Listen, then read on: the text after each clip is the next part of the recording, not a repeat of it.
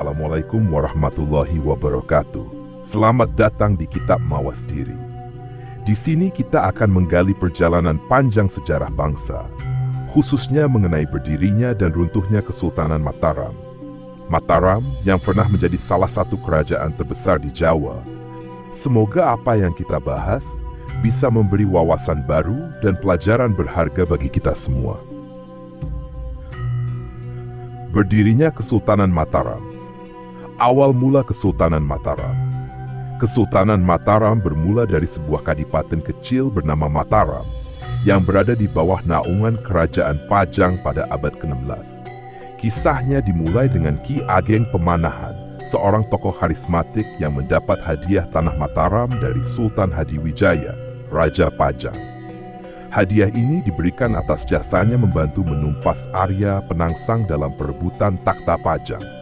Ki Ageng Pemanahan pun memulai pembangunan wilayah ini, menjadikannya pusat kekuasaan yang kelak mengubah sejarah Jawa. Setelah Ki Ageng Pemanahan wafat, kekuasaan dilanjutkan oleh putranya Danang Sutawijaya, yang kemudian dikenal sebagai Panembahan Senopati. Dengan kecerdikan dan tekad kuat, Panembahan Senopati memisahkan diri dari Pajang dan mendirikan Kesultanan Mataram pada tahun 1287. Ia tidak hanya menyatakan kedaulatan politik, tetapi juga mengukuhkan diri sebagai pemimpin spiritual, menggabungkan kekuasaan duniawi dengan legitimasi religius. Strategi perluasan wilayah. Panembahan Senopati memahami bahwa untuk memperkuat kekuasaannya, ia harus memperluas wilayah Mataram. Dengan mengandalkan strategi militer yang cerdas, ia memulai ekspansi dengan menaklukkan wilayah-wilayah sekitarnya. Peperangan dengan kerajaan Demak, Pajang, dan wilayah pesisir utara menjadi langkah awal yang menentukan. Namun, bukan hanya melalui perang, Senopati juga menggunakan aliansi strategis untuk memperkuat pengaruhnya. Perkawinan politik dengan keluarga bangsawan dan pendekatan diplomasi memperluas kekuasaannya tanpa pertumpahan darah yang berlebihan. Meskipun sering menghadapi perlawanan, ia berhasil menundukkan banyak penguasa lokal dan menjadikan Mataram semakin disegani. Kejayaan Mataram sebagai pusat kekuasaan Jawa. Di bawah Panembahan Senopati, Mataram mulai dikenal sebagai pusat kekuasaan baru di Jawa. Lokasi geografisnya yang strategis di pedalaman memberikan keuntungan karena sulit dijangkau oleh pasukan musuh dari pesisir utara.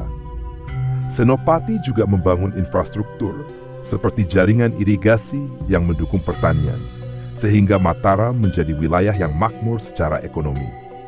Senopati tidak hanya dikenal sebagai pemimpin militer, tetapi juga seorang yang memiliki hubungan mistis dengan alam dan dunia spiritual. Kisahnya melakukan meditasi di Parangkusumo dan pertemuannya dengan Nyai Roro Kidul, penguasa Laut Selatan, menjadi mitos yang memperkokoh legitimasi spiritualnya.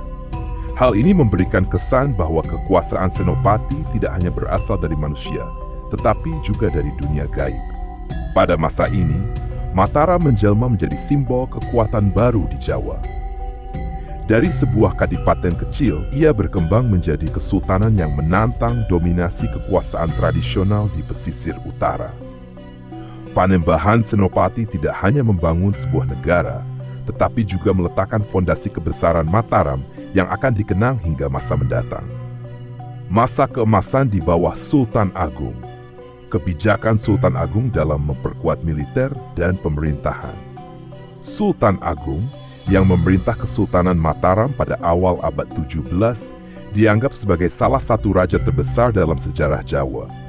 Kepemimpinannya dikenal tegas, visioner, dan penuh dengan strategi untuk memperkuat kerajaan. Sultan Agung mewarisi kerajaan yang sudah kuat dari para pendahulunya, tetapi ia berambisi menjadikan Mataram sebagai pusat kekuasaan yang tak tergoyahkan di Nusantara. Untuk memperkuat militer, Sultan Agung mereorganisasi pasukannya dengan pelatihan yang lebih disiplin dan modern. Ia juga mempersenjatai pasukannya dengan teknologi senjata yang lebih canggih. Beberapa di antaranya diperoleh dari pedagang asing melalui perdagangan. Dengan pasukan yang kuat, Sultan Agung melancarkan berbagai ekspansi ke wilayah-wilayah yang belum tunduk, seperti Surabaya dan Madura. Selain itu, Sultan Agung juga memperkuat struktur pemerintahan. Ia menempatkan pejabat kepercayaannya di berbagai daerah strategis untuk memastikan loyalitas kepada pusat kekuasaan. Pemerintahan Mataram pun berkembang menjadi lebih terorganisir, dengan aturan-aturan yang mengatur perpajakan, distribusi hasil bumi, dan administrasi daerah. Penyerangan ke Batavia dan dampaknya bagi Mataram. Ambisi Sultan Agung tidak hanya terbatas pada Pulau Jawa. Ia juga ingin menaklukkan Batavia, pusat kekuatan VOC, Verenigde Oost-Indische Compagnie, yang dianggap sebagai ancaman terbesar bagi Nusantara. Pada tahun 1628, Sultan Agung melancarkan serangan besar ke Batavia. Namun serangan ini mengalami kegagalan akibat kurangnya logistik dan strategi pengepungan yang tidak efektif.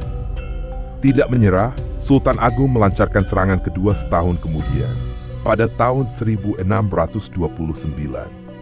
Meskipun lebih terorganisir, serangan ini juga tidak berhasil karena pasukan Fei berhasil memanfaatkan benteng yang kuat dan taktik perang yang unggul. Meski demikian, penyerangan ini menunjukkan keberanian Sultan Agung dalam menghadapi kekuatan asing dan menjadi simbol perlawanan pribumi terhadap kolonialisme. Dampaknya bagi Mataram cukup signifikan. Kegagalan ini menguras sumber daya kerajaan, baik dari segi militer maupun ekonomi. Namun semangat Sultan Agung tidak surut. Ia mengalihkan fokusnya ke dalam, membangun kembali kekuatan Mataram, dan memperkokoh identitas budayanya. Pembangunan budaya dan spiritual yang memperkokoh identitas Mataram. Sultan Agung tidak hanya seorang pemimpin militer dan politik, tetapi juga seorang pendukung kebudayaan dan spiritualitas. Ia adalah sosok yang memahami pentingnya nilai budaya dan agama dalam memperkuat kerajaan. Dalam masa pemerintahannya, tradisi Jawa dipadukan dengan nilai-nilai Islam, menciptakan harmoni yang memperkaya identitas masyarakat Mataram. Salah satu warisan budaya terbesar Sultan Agung adalah penanggalan Jawa, yang ia reformasi dengan menggabungkan sistem kalender Hindu-Buddha dengan kalender Islam. Penanggalan ini, yang disebut sebagai Kala Sultan, yang masih digunakan hingga hari ini oleh masyarakat Jawa. Selain itu, Sultan Agung juga memperkenalkan sistem pertanian yang lebih maju. Dengan irigasi yang dikembangkan sejak masa Panembahan Senopati, ia memastikan wilayah Mataram tetap makmur dan mampu mendukung kebutuhan rakyatnya. Secara spiritual, Sultan Agung dikenal memiliki hubungan mistis yang kuat dengan alam dan keyakinan pada kekuatan gaib. Ia mempopulerkan tradisi meditasi dan ritual yang menghubungkan manusia dengan Tuhan serta alam semesta. Tradisi ini memperkokoh legitimasi kekuasaannya sebagai seorang pemimpin yang tidak hanya duniawi, tetapi juga memiliki otoritas spiritual. Di bawah Sultan Agung, Mataram mencapai masa keemasan.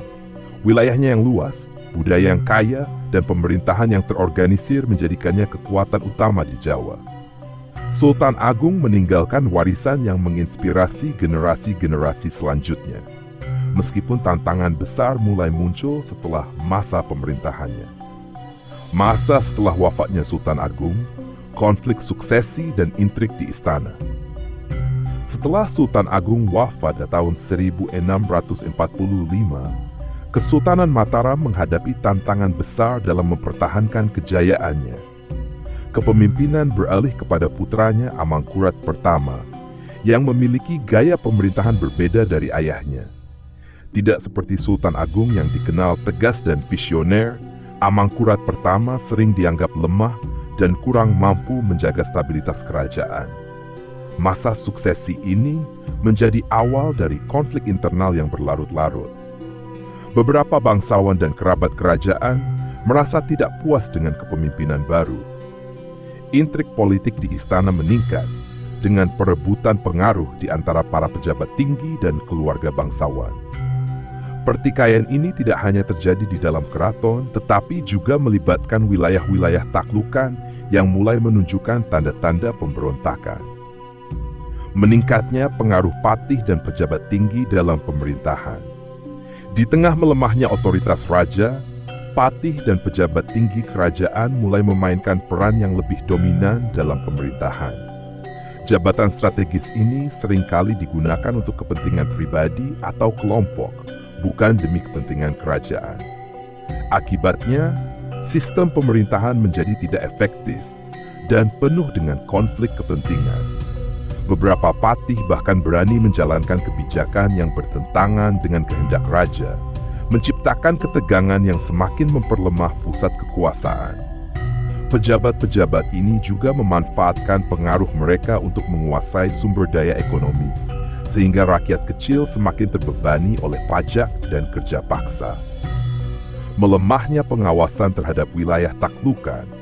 Di masa Sultan Agung, wilayah-wilayah taklukan seperti Surabaya, Madura, dan pesisir utara dijaga ketat dengan pengawasan langsung dari pusat kerajaan.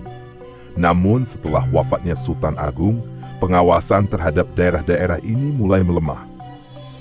Banyak penguasa lokal yang merasa tidak puas dengan kebijakan Amangkurat pertama, terutama karena sikapnya yang sering mengabaikan kepentingan mereka.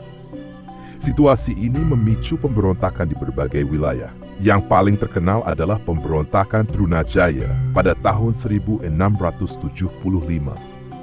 Trunajaya, seorang bangsawan dari Madura, memimpin pasukan untuk melawan kekuasaan Mataram dengan dukungan dari beberapa penguasa lokal yang tidak puas. Pemberontakan ini berhasil mengguncang kekuasaan Mataram hingga ke jantung keraton. Kesimpulan, awal keretakan internal di Mataram menunjukkan bahwa kekuatan militer dan wilayah yang luas tidak cukup untuk menjaga stabilitas kerajaan tanpa pemerintahan yang kuat dan harmonis. Konflik internal, intrik politik, dan lemahnya pengawasan terhadap wilayah taklukan menjadi faktor utama yang mempercepat kemunduran Kesultanan Mataram setelah wafatnya Sultan Agung. Bab ini menandai fase penting dalam sejarah Mataram, kepercayaan mulai melemah dari dalam.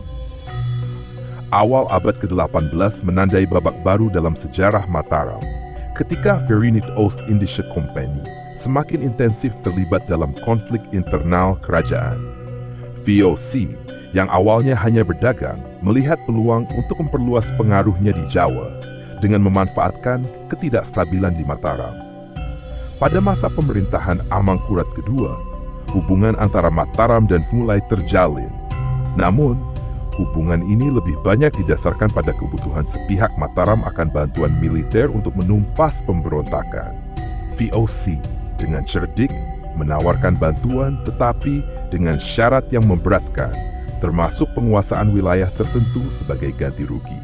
Ketergantungan Mataram terhadap VOC menjadi semakin besar saat konflik internal seperti pemberontakan Trunajaya dan perebutan tahta semakin mengguncang stabilitas kerajaan. VOC, alih-alih membantu sepenuhnya, justru memperburuk situasi dengan mendukung pihak-pihak yang menguntungkan kepentingan mereka.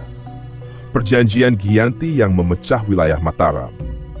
Puncak dari campur tangan VOC dalam urusan Mataram terjadi pada pertengahan abad 18, tepatnya melalui Perjanjian Giyanti yang ditandatangani pada tahun 1755. Perjanjian ini dibuat sebagai solusi atas konflik berkepanjangan antara Susunan Pakubuwono III, Pangeran Mangkubumi, dan Raden Mas Said, Pangeran Sambernyawa. Dalam perjanjian ini, Mataram secara resmi dibagi menjadi dua. Satu, Kasunanan Surakarta, yang tetap dipimpin oleh Pakubuwono III dan berada di bawah pengaruh VOC.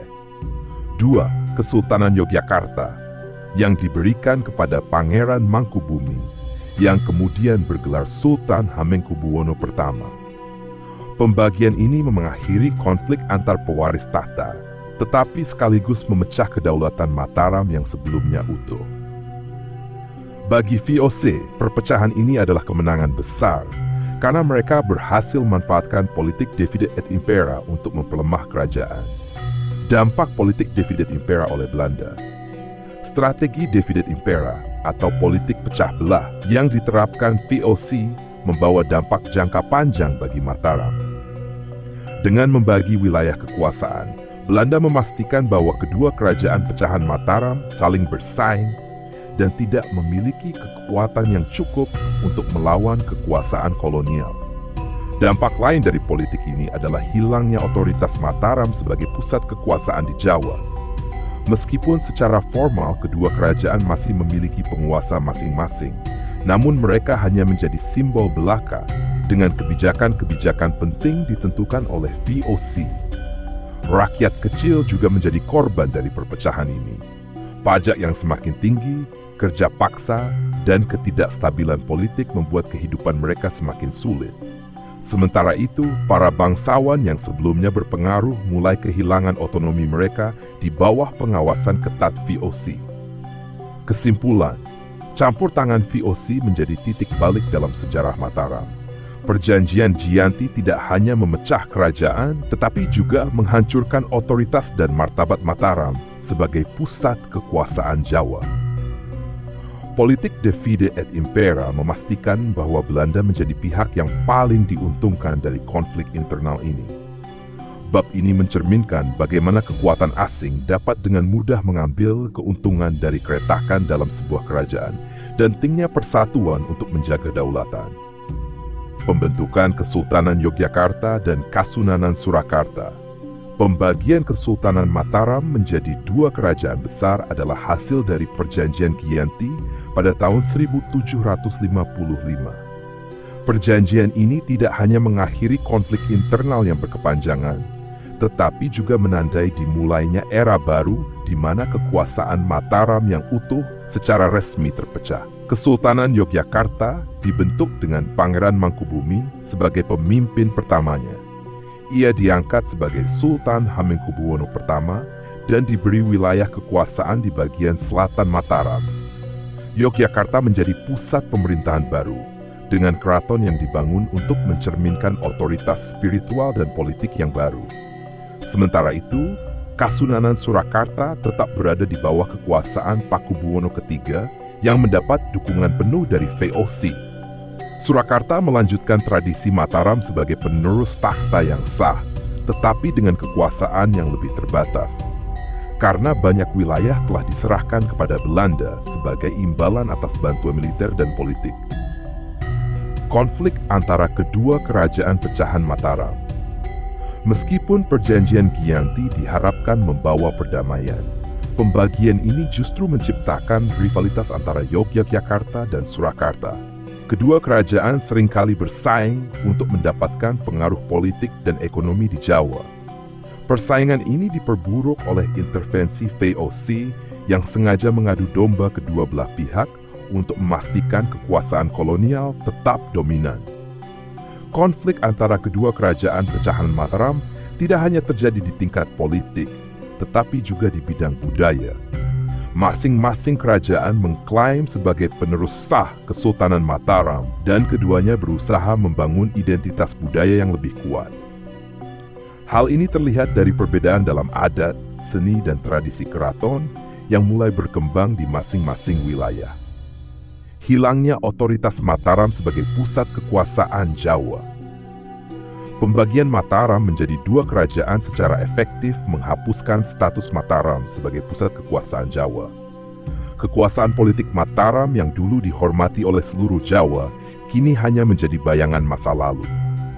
Kasunanan Surakarta dan Kesultanan Yogyakarta, meskipun memiliki gelar raja, berada di bawah kendali VOC yang mengatur kebijakan-kebijakan penting. Hilangnya otoritas Mataram juga membawa dampak besar bagi rakyat. Kekuatan Mataram yang dulu melindungi wilayah-wilayah taklukan kini terpecah, sehingga banyak daerah yang mulai beralih ke tangan VOC. Akibatnya, rakyat kecil kehilangan perlindungan dari keraton dan semakin tereksploitasi oleh penjajah.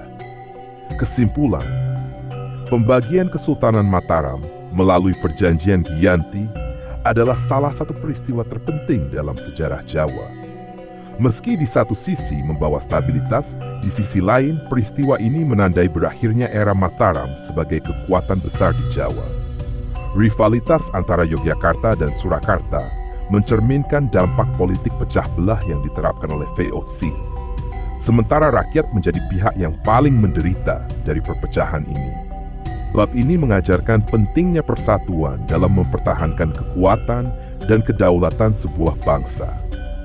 Upaya perlawanan dari raja-raja lokal terhadap dominasi VOC. Pada masa setelah pembagian Mataram, dominasi VOC atas Jawa semakin kuat. Meski demikian, beberapa raja lokal masih berusaha mempertahankan sisa-sisa kedaulatan mereka melalui berbagai upaya perlawanan. Di tengah tekanan yang semakin besar, perlawanan ini mencerminkan semangat untuk menjaga kehormatan dan identitas sebagai bangsa. Raja-raja lokal tidak hanya melawan secara fisik, tetapi juga secara politik.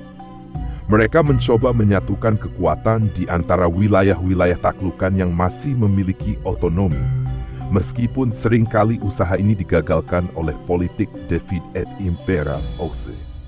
Dalam berbagai kesempatan, para penguasa lokal berusaha menggalang dukungan dari rakyat yang juga mulai merasa terjepit oleh pajak tinggi dan kerja paksa yang diterapkan oleh Belanda. Namun, tanpa persatuan yang solid, upaya perlawanan ini seringkali gagal mencapai hasil yang signifikan. Selain itu, VOC memiliki keunggulan teknologi militer dan jaringan intelijen yang kuat, sehingga dapat dengan mudah menghancurkan pemberontakan sejak awal. Tokoh-tokoh penting, Pangeran Mangkubumi dan perjuangannya. Salah satu tokoh utama dalam perlawanan terhadap VOC adalah Pangeran Mangkubumi, yang kelak menjadi Sultan Hamengkubuwono I. Sebelum pembentukan Kesultanan Yogyakarta, Pangeran Mangkubumi memimpin perlawanan besar terhadap dominasi VOC dan ketidakadilan yang ia rasakan dalam pemerintahan Kasunanan Surakarta. Perlawanan Pangeran Mangkubumi dimulai pada tahun 1746, ketika ia merasa tidak puas dengan kebijakan Pakubuwono II yang terlalu tunduk pada VOC. Dengan dukungan dari para pengikut setia dan bangsawan lokal, ia melancarkan perang gerilya yang cukup menyulitkan VOC dan Surakarta. Perjuangan Mangkubumi tidak hanya didasarkan pada ambisi politik, tetapi juga pada keinginannya untuk membebaskan rakyat dari penindasan. Ia menjadi simbol perlawanan yang inspiratif, meskipun pada akhirnya harus menyetujui perjanjian Giyanti untuk menghentikan pertumpahan darah. Kekalahan demi kekalahan yang mempercepat keruntuhan. Meskipun perlawanan dari penguasa lokal terus terjadi, hasilnya seringkali tidak berpihak pada mereka. Keunggulan militer VOC dan lemahnya koordinasi di antara para penguasa lokal membuat perlawanan ini mudah dipatahkan. Pemberontakan Trunajaya pada akhir abad ke-17, misalnya, adalah salah satu upaya besar untuk melawan dominasi Mataram yang didukung VOC. Namun, pemberontakan ini akhirnya gagal, dan Trunajaya dihukum mati oleh Amangkurat II.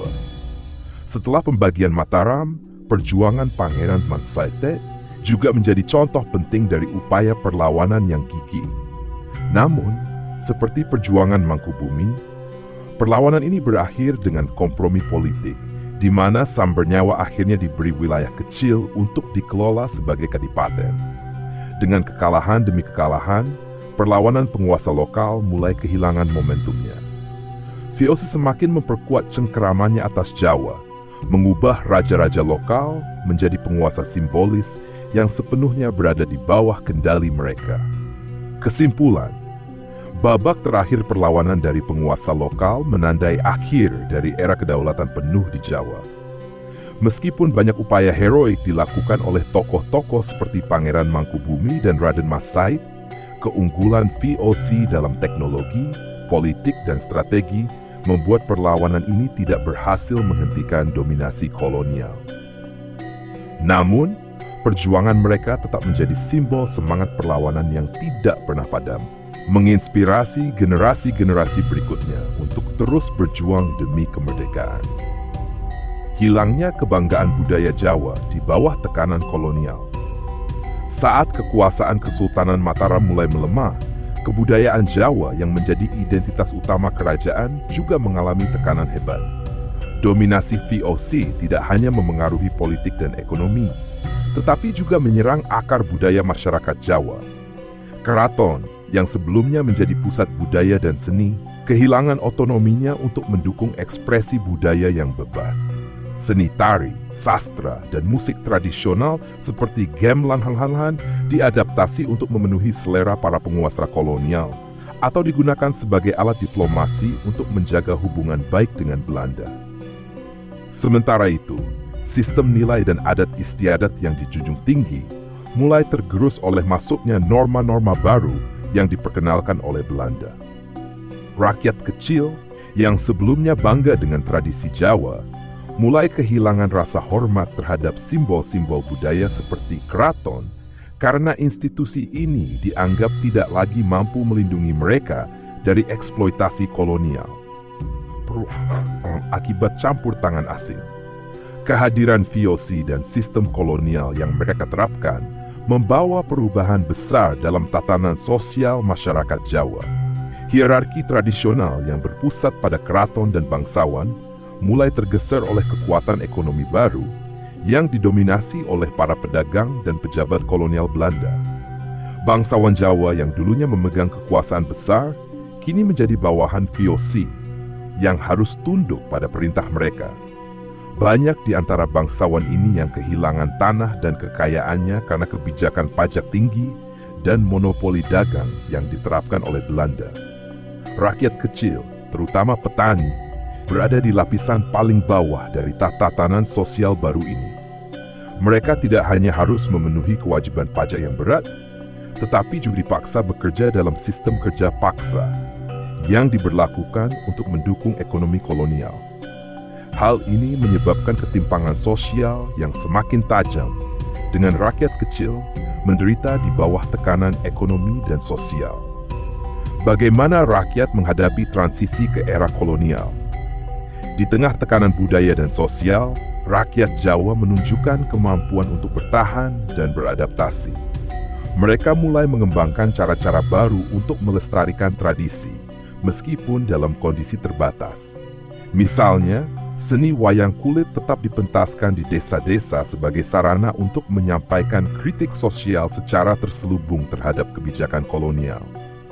Selain itu, agama Islam yang sudah mengakar kuat di masyarakat Jawa menjadi sumber kekuatan spiritual bagi rakyat. Banyak pesantren yang menjadi tempat berlindung, sekaligus pusat perlawanan pasif terhadap penjajah. Pesantren-pesantren ini juga berperan penting dalam menjaga semangat persatuan di kalangan rakyat kecil. Namun transisi ke era kolonial tidak selalu berjalan damai. Perlawanan sporadis terus muncul, baik dalam bentuk pemberontakan bersenjata maupun protes sosial. Meskipun seringkali gagal secara militer, perjuangan ini menunjukkan bahwa semangat rakyat Jawa untuk mempertahankan identitas mereka tidak pernah padam. Kesimpulan, pengaruh budaya dan sosial pada masa keruntuhan Kesultanan Mataram mencerminkan bagaimana tekanan kolonial tidak hanya mengubah politik, tetapi juga merusak identitas budaya masyarakat Jawa. Meskipun demikian, rakyat tetap berusaha melestarikan tradisi dan menyesuaikan diri dengan perubahan zaman. Bab ini mengingatkan kita bahwa budaya dan identitas adalah elemen penting dalam mempertahankan keberlangsungan sebuah bangsa, bahkan dalam kondisi yang paling sulit sekalipun. Keruntuhan struktur pemerintahan tradisional Mataram. Struktur pemerintahan tradisional Kesultanan Mataram yang dulu menjadi pusat kekuasaan di Jawa mulai runtuh seiring dengan melemahnya otoritas keraton. Sistem pemerintahan yang sebelumnya didasarkan pada hierarki keraton, dengan raja sebagai pemimpin tertinggi yang disegani, berubah drastis setelah intervensi VOC dan pembagian Mataram melalui Perjanjian Giyanti. Raja-raja Mataram yang sebelumnya memiliki otoritas penuh atas wilayah dan rakyatnya menjadi sangat tergantung pada keputusan VOC. Fungsi administrasi keraton yang dulunya efisien mulai tergerus oleh birokrasi kolonial yang lebih berorientasi pada kepentingan perdagangan dan eksploitasi ekonomi. Bangsawan dan pejabat keraton yang dahulu memegang kekuasaan administratif kehilangan otonomi mereka dan hanya berfungsi sebagai pelaksana kebijakan kolonial. Selain itu, hilangnya kepercayaan rakyat terhadap keraton mempercepat keruntuhan struktur pemerintahan tradisional. Rakyat kecil yang merasa tidak dilindungi oleh keraton lebih memilih mengandalkan kekuatan lokal seperti pesantren atau komunitas adat untuk memenuhi kebutuhan mereka. Penyerahan kedaulatan secara bertahap kepada VOC dan Belanda. Penyerahan kedaulatan Mataram kepada VOC dan Belanda berlangsung secara bertahap, dimulai dari kesepakatan kecil yang mengurangi kekuasaan raja, hingga akhirnya membuat keraton sepenuhnya berada di bawah kendali kolonial. Pada masa Amangkurat kedua, misalnya, Mataram mulai menyerahkan wilayah-wilayah strategis seperti pesisir utara Jawa kepada VOC sebagai imbalan atas bantuan militer. Langkah ini memperlemah kekuasaan Mataram karena daerah-daerah pesisir merupakan pusat ekonomi yang penting bagi kerajaan. Proses penyerahan kedaulatan semakin dipercepat setelah Perjanjian Giyanti pada tahun 1755. Meskipun secara formal Yogyakarta dan Surakarta masih dianggap kerajaan merdeka, kedua kerajaan ini sebenarnya berada di bawah kendali Belanda yang menentukan kebijakan-kebijakan penting termasuk pengelolaan pajak dan urusan luar negeri. Pada awal abad ke-19, status kedaulatan Mataram secara de facto hilang setelah Belanda mengambil alih secara penuh administrasi wilayah Jawa. Raja-raja Mataram tidak lagi memiliki otoritas atas rakyat mereka dan hanya menjadi simbol budaya tanpa kekuasaan politik nyata. Perubahan status kerajaan menjadi simbolis. Setelah kedaulatan Mataram hilang, status kerajaan berubah menjadi lebih simbolis daripada berkuasa. Keraton, yang dulunya menjadi pusat pemerintahan dan pengambilan keputusan, kini hanya berfungsi sebagai penjaga tradisi dan budaya Jawa. Raja-raja yang memimpin keraton tidak lagi dianggap sebagai pemimpin politik, melainkan hanya sebagai pemimpin adat yang perannya terbatas pada upacara-upacara kerajaan dan pelestarian seni tradisional. Meskipun gelar raja masih dipertahankan, kewenangan mereka sangat dibatasi oleh Belanda yang mengendalikan semua aspek penting pemerintahan. Perubahan ini menciptakan jurang yang semakin besar antara keraton dan rakyatnya. Rakyat mulai melihat keraton sebagai institusi yang tidak lagi relevan dengan perjuangan mereka untuk menghadapi tekanan kolonial.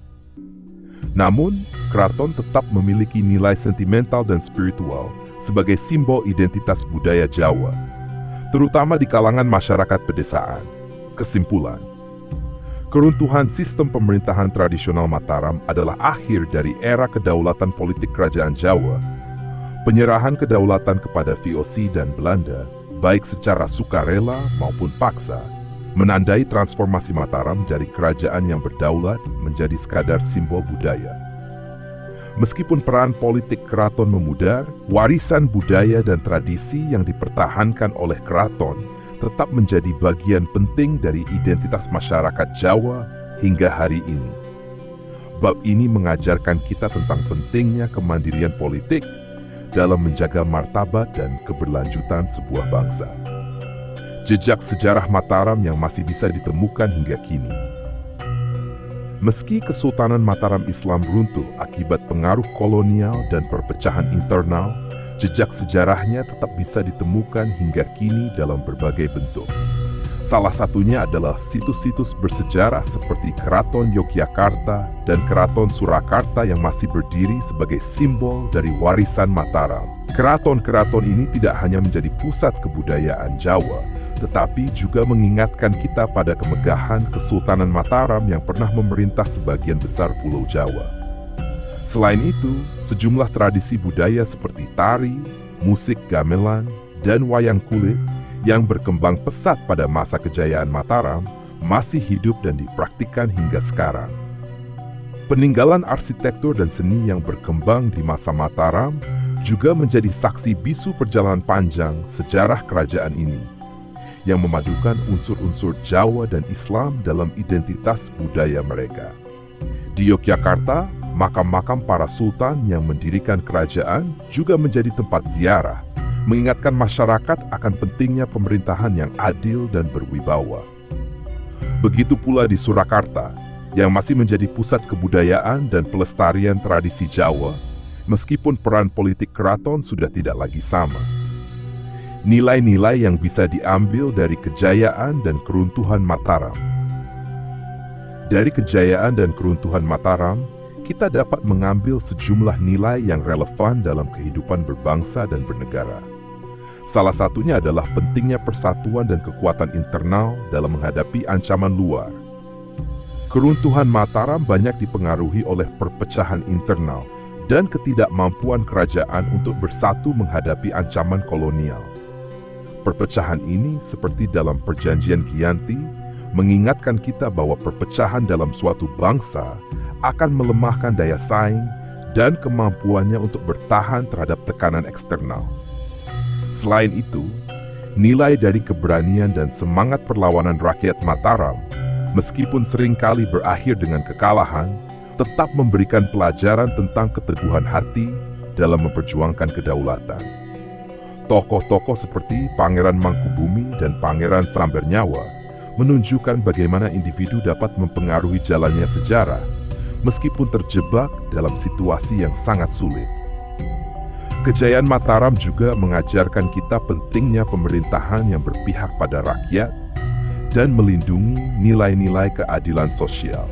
Mataram menjadi contoh bagaimana sistem pemerintahan yang kuat dan efektif dapat membawa kemajuan, namun juga menunjukkan bahwa kesewenang-wenangan dalam berkuasa dapat membawa kehancuran bagi suatu kerajaan. Relevansi sejarah Mataram dalam membangun identitas bangsa.